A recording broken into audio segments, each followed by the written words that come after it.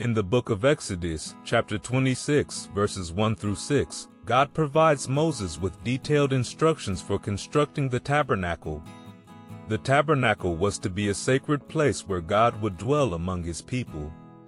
The instructions were precise, emphasizing the importance of obedience and attention to detail in our spiritual lives. Just as the Israelites were called to follow God's plan meticulously, we too are called to align our lives with His divine blueprint. By doing so, we create a space within our hearts for His presence to dwell. In verses 7 through 14, the coverings of the tabernacle are described. These layers of protection symbolize the layers of grace and mercy that God provides for us. Each covering had a purpose, just as every experience in our lives serves a purpose in God's grand design. We are reminded that even when we feel vulnerable, God's protection surrounds us, shielding us from harm and guiding us through life's challenges. Verses 15 through 30 detail the construction of the tabernacle's framework. The sturdy acacia wood and precise measurements reflect the strength and stability that faith provides in our lives.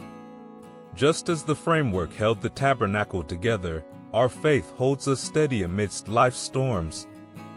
We are encouraged to build a strong spiritual foundation, rooted in trust and unwavering belief in God's promises. In verses 31 through 35, the veil separating the holy place from the most holy place is described. This veil represents the barrier between humanity and the divine, a barrier that was ultimately torn down by Christ's sacrifice. We are reminded of the access we now have to God's presence, encouraging us to draw near to Him with confidence and gratitude, knowing that nothing can separate us from His love. Finally, in verses 36 and 37, the entrance to the tabernacle is described.